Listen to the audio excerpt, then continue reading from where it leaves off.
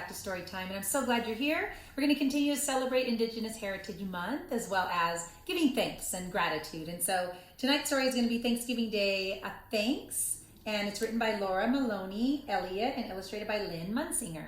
So I hope this is a little fun story to make you smile tonight.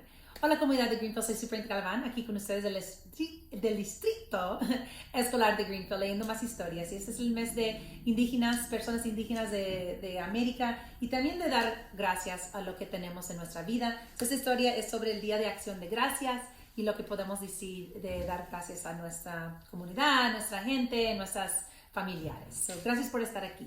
Here we go, Thanksgiving Day, giving thanks. And one thing I do want to tell you is tomorrow's a minimum day. Today's Thursday, and so tomorrow's a minimum day on Friday. Just so you remember, we're getting out of school early, and then we wish you a really great Thanksgiving break next week. Thanksgiving is coming, said Sam's teacher, Mrs. Wright, with one special thing about the holiday would give thanks for. What's that special thing? Football, said Nicole. Sweet potatoes and marshmallows. Shopping, sleeping, they all said.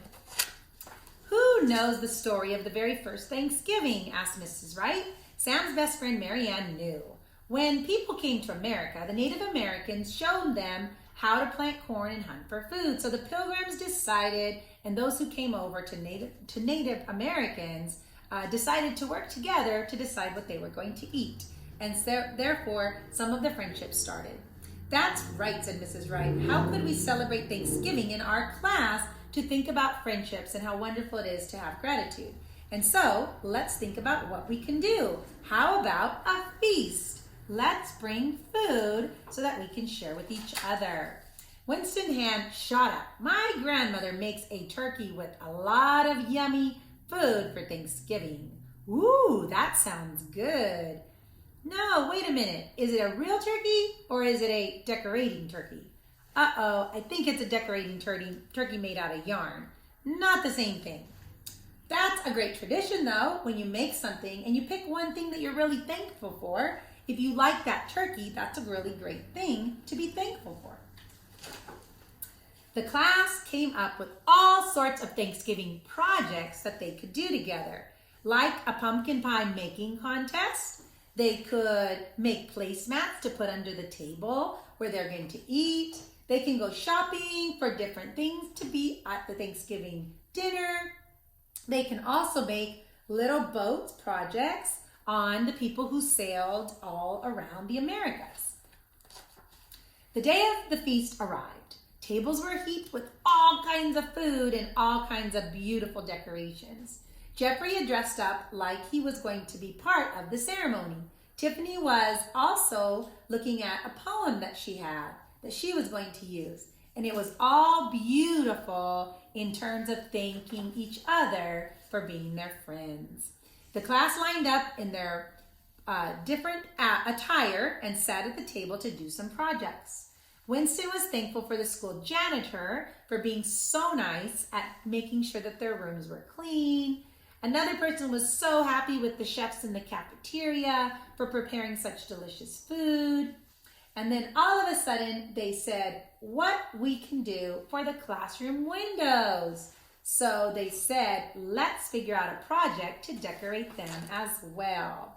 Sam dashed outside to a tree because it started getting windy to put a surprise of balloons. He wanted to make sure that the classroom knew exactly where the friendship feast would be. Everyone darted to the window just in time to see the big, beautiful balloons flying in the sky. It was just like the parade that they would see on TV. Another blast of the wind whipped the balloons out of his hand, and the frog popped. The turkey broke loose, and the cat flew away. Oh dear, said Mrs. Wright. Mary Ann grabbed the bow and the arrows and the yarn turkey, and she raced outside.